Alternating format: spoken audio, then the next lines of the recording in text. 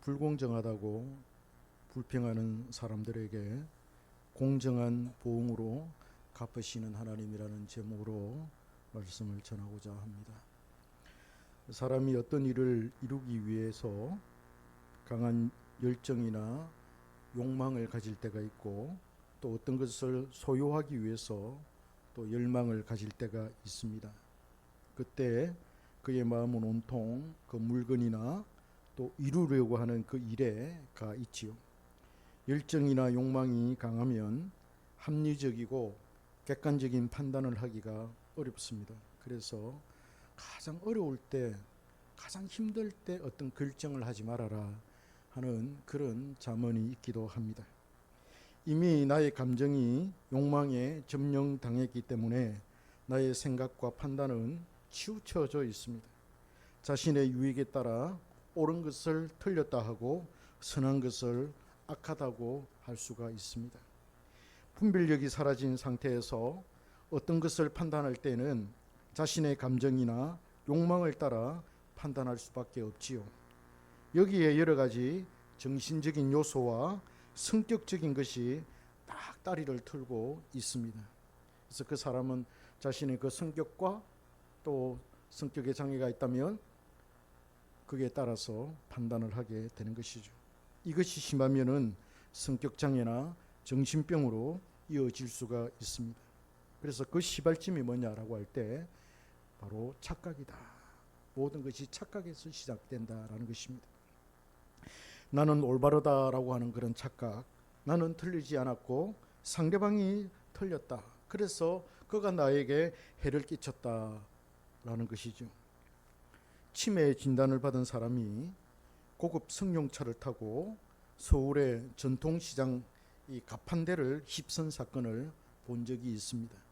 열심히 과일 가게를 하는 젊은 사람이 목숨을 잃었고 시장 상인들에게 많은 재산상의 손해를 끼친 사건이었습니다. 그 사고가 난 당시 사람들이 그 승용차 운전자의 생사 여부가 걱정이 되어서 그 사고 차량으로 몰려갔습니다. 괜찮냐고 물었더니 차에 앉아있던 그 노인이 자신은 아무 잘못이 없다는 그런 말만 반복했다고 합니다. 대단한 그런 착각이지요. 자신의 그런 사고로 인해서 자신의 그 잘못된 그런 운전으로 인해 가지고 사람이 목숨을 잃었고 많은 사람들이 피해를 입었는데 나는 아무런 잘못한 게 없다. 나는 잘못한 게 없다. 그렇게만 반복을 했다고 하니까 대단한 착각을 하고 있다라고 생각을 하죠. 그래서 그 착각은 바로 망상을 불려옵니다. 망상의 단계에 접어들면 마치 자신이 뭐라도 된 것처럼 다른 사람의 말이나 충고를 듣지 않습니다. 오로지 자신을 높여주는 말만 듣기를 원하지요. 그래서 착각은 현실을 직시하지 못하는 데서 비롯됩니다. 내가 누구인지, 상황이 어떤 것인지, 어떻게 돌아가는 것인지 대해서 전혀 감각이 없거나 인식을 하지 못하는 데서 착각이 시작이 되는 것입니다. 잘못된 정보나 지식을 아전인수식으로 수용하는 데서 착각이 발생되지요. 아전인수라는 말 우리가 잘 알지 않습니까? 자기 논에만 물을 대겠다라는 것이죠. 다른 논은 어찌하든지 상관없이 내 논에만 물을 대면 상관이 없다. 아전인수식 그런 말입니다. 착각은 내 생각과 현실이 다른데 다르지 않다라고 우기는 것을 의미합니다. 오늘 본문에 보면 사도 바울이 유대인들을 다룰 때 그런 유대인들이 대단한 착각을 하고 있다라고 그렇게 보았습니다. 유대인 자신들은 하나님의 심판을 안 받는다 그렇게 생각을 했습니다. 하나님의 선택된 백성은 자신의 자비와 인자하심이 하나님의 자비와 인자하심이 머물러 있기 때문에 하나님의 모든 진노하심과 심판에서 벗어난다고 보았지요. 그래 우리 이스라엘 백성들은 하나님의 택한 백성들이기 때문에 하나님의 심판을 받지 않아. 하나님의 은혜와 사랑과 자비가 우리의 민족 위에 딱 머물러 있기 때문에 우리는 심판에서 제외돼. 하나님의 진노에서 제외돼. 그렇게 생각하고 믿고 있었던 것입니다. 특별히 율법을 다루는 종교 지도자들이 그랬습니다. 만약 그렇다면은 여러분 이방인들을 바라볼 때, 이 유대인들을 바라볼 때 무슨 생각하겠습니까? 하나님은 불공정하다라고 생각하지 않겠습니까? 이 세상도 불공정한데 하나님도 불공평하다고 그렇게 할 것입니다. 하나님 자체가 공평하지 않다고 그렇게 여길 것이고, 하나님이 어떤 판결을 내리고 하나님이 심판을 한다면은 그 판결과 그 심판은 잘못된 재판이다. 그러면서 거기에 그들은 불응할 것입니다. 아니 왜 이스라엘 백성들만 선택하게 해가지고 그들만 심판을 면하게 해주고 진노만 면하게 해주느냐? 불공평하다. 하나님의 그 심판이 그러면 제대로 된 심판이냐? 그렇게 생각하면서 그 재판에 불응할 것입니다. 미국의 예일 대학의 역사학자로 유명한 마이클 샌들이라고 하는 교수가 있습니다. 그분이 여러 책을 썼는데 그 중에 정의란 무엇인가라는 책이 있고, 또 공정하다는 착각이라는 그런 책이 있는데 우리 한국에서 상당한 인기를 누렸습니다. 그 책에 보면은 그가 세상을 바라볼 때 이 세상이 공정하지 않다는 거예요. 누구는 많은 능력을 지닌 채 태어나고 누구는 가난한 집안에서 부족한 능력을 가지고 태어나는데 능력이 크고 능력이 많은 사람이 성공하는 세상이 아니냐. 그래서 능력이 없는 사람이 어떻게 성공할 수 있겠느냐. 삐뚤어진 기울어진 운동장에서 사람들이 출발을 하고 실험하고 있지 않느냐. 그래서 이 세상은 불공정하다. 절대로 공정하지 않다. 그러면서 능력주의를 비판합니다. 능력은 자신의 의지와는 상관없이 부모의 혈통에 의해서 유전적으로 주어지지 않느냐. 부모가 돈이 좀 많고 부모가 좀 이 사회에서 안정적으로 살면 자식들도 그 부모의 그 재산을 물려받아 가지고 출발할 때 훨씬 더 안정적으로 출발하지 않느냐. 가난한 집안의 그 자녀들은 부모가 돈이 없으니까 자기가 자수성가해야 되고, 그러려면은 얼마나 피나는 그런 노력을 해야 되느냐. 그게 공정하냐? 공정한 출발이냐? 불공정하지 않느냐? 세상 사람들은 그렇게 생각한다는 거예요. 이걸 마이클 샌델 교수가 딱 지적을 해서 공정하다라고 하는 착각에, 세상은 그래서 불공정하다, 불공평하고 공정하지 않다, 그렇게 정의를 내리고 있습니다. 그래서 있는 사람들은 없는 사람들을 도와줘야 되고 이런 논리를 펴고 있습니다. 우리가 이 세상의 시각으로 볼 때 이 세상에서 누리는 것이 전부라면은 그렇게 판단할 수 있고, 이 마이클 샌들 교수에 동의할 수가 있습니다. 그렇잖아요. 그러면은 우리가 동의할 수 있습니다. 그러나 여러분, 플라톤이라든지 아리스토텔레스라든지 임마누엘 칸트조차도, 이런 철학자들조차도 형이상학을 주장을 하고 있고, 사람의 행위를 판단을 하고 심판해 줄 신이 필요하다고 그렇게 말했습니다. 우리가 잘 알고 있지 않습니까? 칸트 같은 경우에는 근선징악이 있어야 되는데 어떻게 말이지, 악한 사람은 악한 대로 살고 그냥 끝나버리고, 선한 사람은 선하게 살다가 끝나버리면은 선하게 사는 사람들은 손해보는 거 아니냐. 그래서 이 악한 사람을 악하다고 판단해 줄 그런 신이 필요하고, 선하게 사는 사람은 선한 사람에게 상을 줄 그런 신이 필요하다. 그래서 신을 요청해 오지 않습니까? 그런 차원에서나 성경의 관점으로 볼 때는 마지막에 이 공정한 심판이 남아있다는 거예요. 마지막에 이 공정한 하나님의 심판이 남아있다는 겁니다. 그러니 궁극적으로는 불공정이 아니라 공정하고 공평한 판단이 있다는 거예요. 그걸 성경이 우리에게 말씀해 주고 있습니다. 그래서 하나님은 공의로우신 분이시고 하나님은 공평하신 분이다라는 걸 성경이 우리에게 가르쳐 주고 있습니다. 하나님의 심판의 범위는 이 세상 모든 사람에게 똑같이 적용이 됩니다. 하나님은 각 사람이 행한 대로 보응하십니다. 보응이라는 말은 자신이 행한 대로 갚아주신다는 거예요. 심하게 말하면 하나님이 그 사람의 행위에 따라서 복수하신다, 이런 뜻입니다. 각 사람의 행위에 따라 심판하여서 처분을 내리신다는 것이죠. 법정에서 엄중히 죄를 다루는 것처럼 하나님은 위대한 판사가 되셔서 우리의 모든 행위를 판결하십니다. 그 판결에 어느 누구도 이의를 제기하거나 변명하지 못할 것입니다. 변명 못해서 못하는 게 아니라, 겁이 나서 못하는 게 아니라 변명할 수 있는 그게 근거가 없다는 거예요. 이의 있습니다 해가지고 이의를 제기해 본들 논리적으로 하나님께서 딱딱딱 말씀해 주시면은 어느 누구도 말을 못한다는 거예요. 변명하지 못할 것입니다. 그러나 그들의 완고함으로 인해서 극렬한 반항이 있을 수 있습니다. 바깥 어두운데 쫓겨나서 이를 갈며 슬피 울미 있으리라 라는 그런 말씀이 있지 않습니까? 저 사람은 예복을 입지 않았어. 그 잔치 자리에 왔는데 예복을 입지 않아서 쫓아내라. 그래서 쫓겨나가지고 이를 갈며 슬피 울미 있으리라. 이 사람은 천국에 못 들어간 사람이에요. 그러면 그 사람이 그냥 있겠습니까? 이를 간다는 게 뭐겠습니까? 이를 간다는 게 속에서 막 분노가 치밀어 오라가지고 왜 내가 천국에 못 들어가느냐. 이분은 천국의 가치를 알고 있어요. 천국에 못 들어가면 안 된다는 것을 알고 있습니다. 그래서 끼를 쓰고 천국에 들어가려고 할 거예요. 그런데 하나님께서 판결을 딱 내려서 너는 천국에 못 가. 하나님이 이미 그런 딱 판결로 결정을 내렸기 때문에 그 결정은 번복되지 않을 거예요.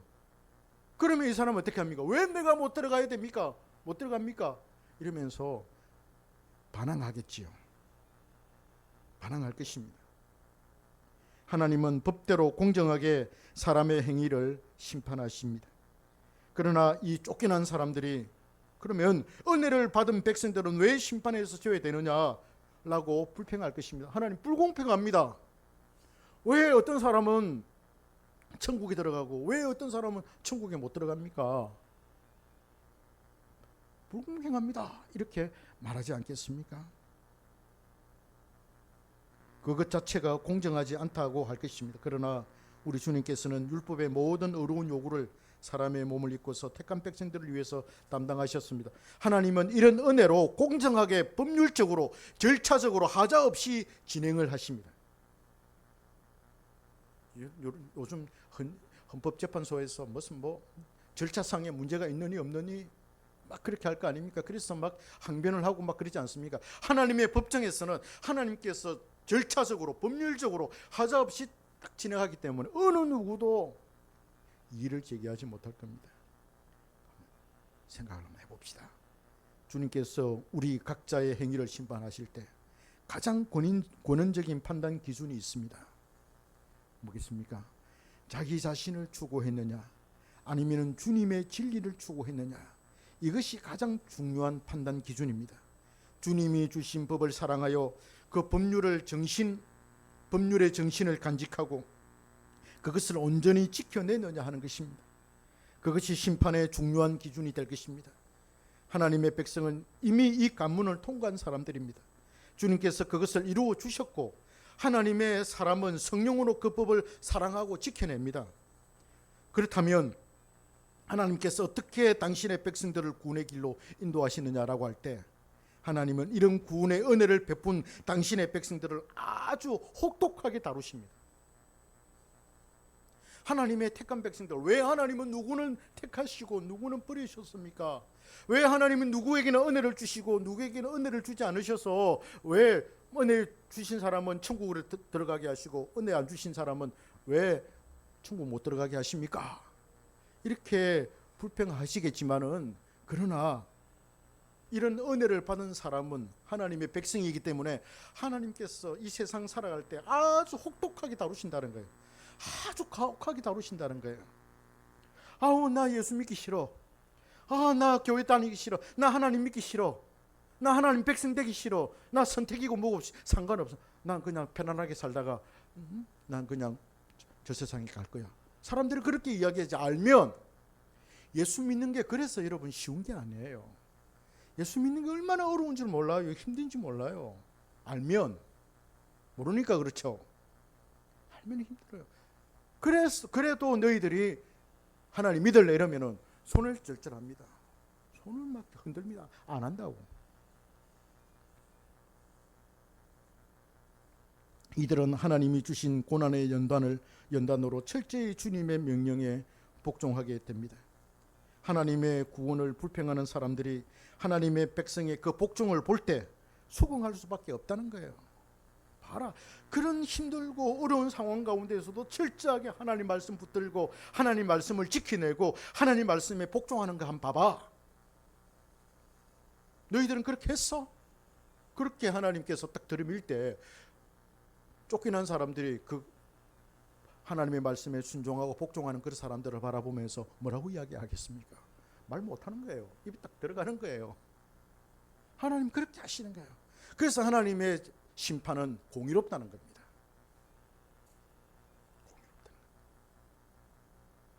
그들도 우리와 똑같이 세상을 즐기며 살았고 나쁜 짓을 일삼고 살았는데 예수 믿었다는 그 한 가지 이유만으로 그들이 구원을 얻었다면 뭔가 불공평하지 않습니까? 라고 그렇게 항변할 수 있습니다.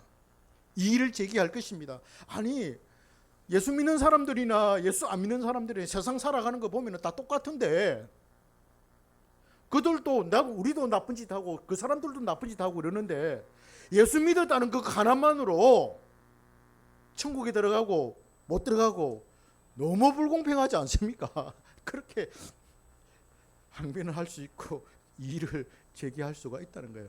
할 거예요, 사람들이. 결과적으로 볼 때 그 사람들은 하나님을 이용하고 신앙을 이용하여서 자신의 부귀영화와 자신의 편안한 삶과 화목하고 복된 삶만 추구했는지 아니면은 진심으로 온갖 고초를 당하면서 끝까지 진리를 붙들고 진리를 위해서 살았는지가 판명이 될 것입니다. 주님은 그렇게 판단하실 거예요. 지금 이 땅에서는 판단이 되지 않습니다. 우리는 사람의 속을 모릅니다. 우리는 어떤 사람이 행위를 할 때 그 의도나 목적을 모르기 때문에 무슨 뜻으로 그 사람이 삶을 살았는지 또 살고 있는지 알 수가 없습니다. 그러나 우리 주님은 아시지요. 그래서 오늘 본문 7절에서 말합니다. 참고 선을 행하여 영광과 존귀와 썩지 아니함을 구하는 자에게는 영생으로 하시고, 참고 견디며 인내로서 잘 행하는 자가 영광과 존귀와 썩지 아니함을 구하는 사람입니다. 믿는다고 하면서 온갖 나쁜 짓 저지르고 예수 믿었다는 거 하나만으로 나는 천국 간다. 과연 그럴 수 있을까요? 삶의 내용이 없고 믿음의 내용이 없는데 나는 그냥 표면적으로 믿는다라는 그거, 입술로 고백하는 그것만으로 천국에 갈까요? 그래서 사도 바울은 입으로 시인하고 마음으로 믿어 입으로 시인. 마음으로 믿는다라는 게 바로 진정성, 믿음의 진정성이에요.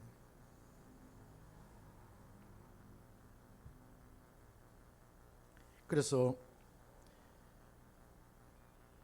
인내로서 참고 견디는 그 사람이 영광과 존귀와 썩지 아니함을 얻게 될 것입니다. 이들이 무엇을 행합니까? 무엇을 위해 웰두잉을 합니까? 진리의 말씀을 지켜내는 거예요. 영광과 존귀와 썩지 아니함으로 구하는 것이 바로 진리의 말씀을 추구하는 것입니다. 그 안에서 주어지는 복락을 추구하는 것이죠. 썩지 않는 영광과 존귀가 바로 영생이지 않습니까? 복락이지 않습니까? 8절에서는 정반대의 사람을 말합니다. 8절을 볼까요? 오직 당을 지어 진리를 따르지 아니하고 불의를 따르는 자에게는 진노와 분노로 하시리라. 여기서 당을 짓는 자를 말할 때는 영어 성경에는 셀프 시킹을 이야기합니다. 자기 자신을 추구하는 그런 사람을 말합니다. 자신의 욕망에 따라 자신의 가치와 자신의 안녕과 성장과 발전과 성공과 안락함을 추구하는 그런 사람들이 당 짓는 사람들입니다. 자기의 즐거움과 쾌락과 소망과 정욕을 추구하지요. 그러하기에 그들에게 진리는 하나의 장식품이 됩니다. 이들은 겉으로는 진리를 따르는 것처럼 보이지만 결국에는 진리를 따르지 않고 진리에 순종하지 않는 그런 사람들입니다. 진리에 복종하지 않고 불의에 복종하지요. 거기에 하나님의 진노와 분노가 있습니다. 이 사람의 결말은 무엇입니까? 9절에서 말합니다. 9절을 볼까요? 악을 행하는 각 사람의 영에는 혼란과 공고가 있으리니 먼저는 유대인에게요 그리고 헬라인에게라. 모든 악한 사람들에게 그렇게 주어진다는 거예요.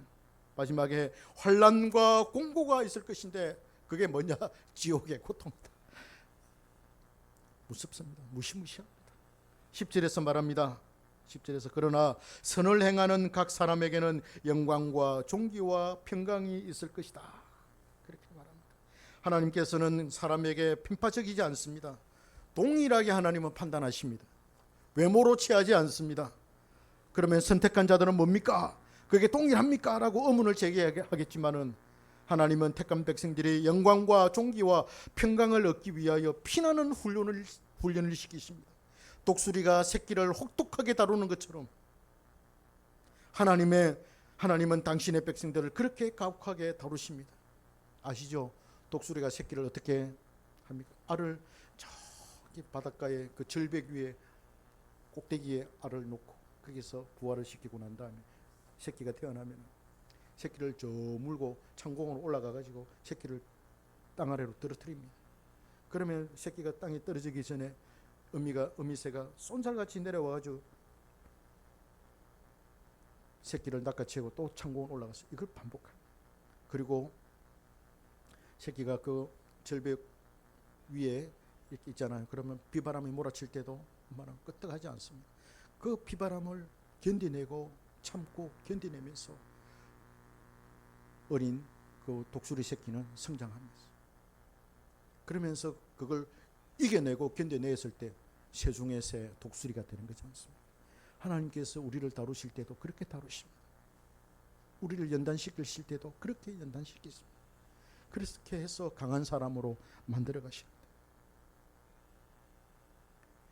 자신이 택한 백성들이 이 세상에 살면서 엄청난 고통과 괴로움 속에 살았던 것을 불의한 자들에게 딱 제시를 하면은 그들은 아무 말을 못할 것입니다. 무슨 말을 하겠어요?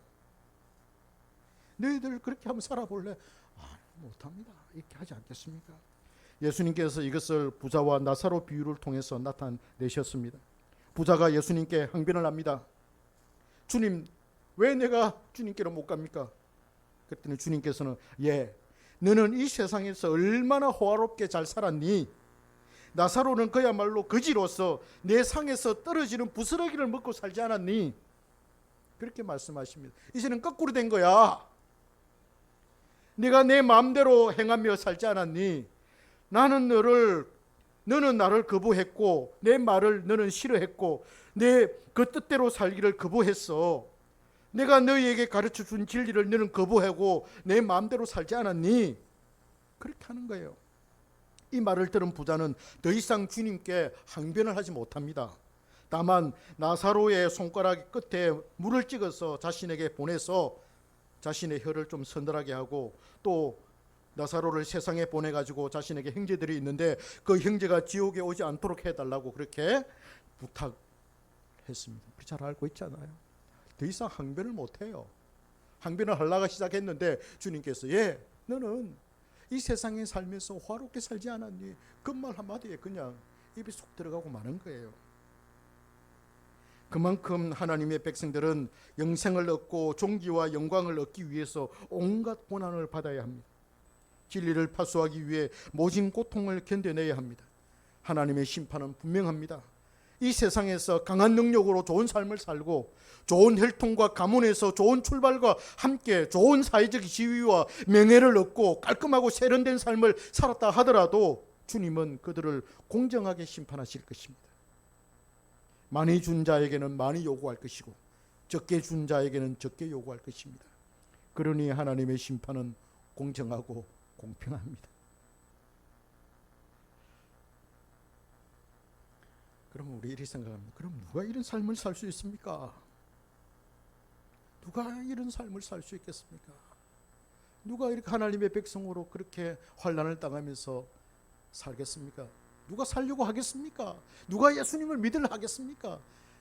이런 말이 나올 수 있겠죠. 사람으로서는 불가능합니다. 사람의 의지는 한계가 있습니다. 물론 강한 의지를 가진 사람이 있겠지만은 그들은 특별한 은사를 받은 사람입니다. 모든 사람은 죄를 범하였음에 하나님의 영광이 이르지 못하지요. 모두가 하나님의 심판대 앞에 서야 합니다. 진노의 대상자들입니다. 그러나 하나님의 성령의 인도를 받는 사람은 성령과 함께 하나님의 말씀을 살아내고 그 환난과 고난을 잘 견디고 이겨낼 수 있다는 거예요. 할렐루야.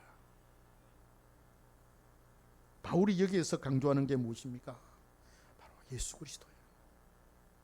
예수 그리스도로 말미암아 우리에게 죄 사함이 주어진다는 거예요. 예수 그리스도께서 우리를 대신하여 율법의 모든 요구를 이루셔서 어렵게 되셨다는 겁니다. 유대인들에게도 우리 주 예수 그리스도의 공로가 기필코 필요하다는 거예요. 유대인들아, 너희들도 예수님의 공로가 필요해.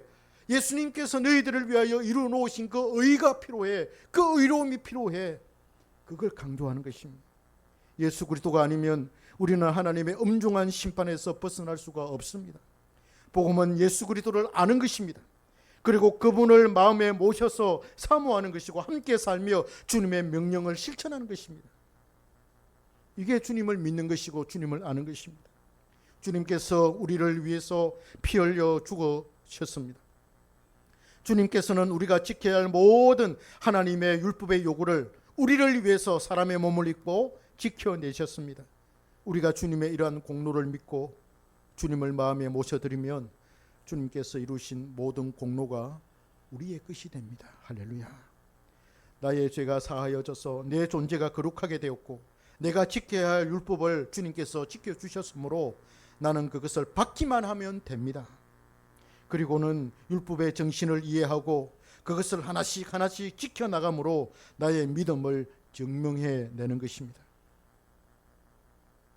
그게 우리가 추구하는 신앙입니다.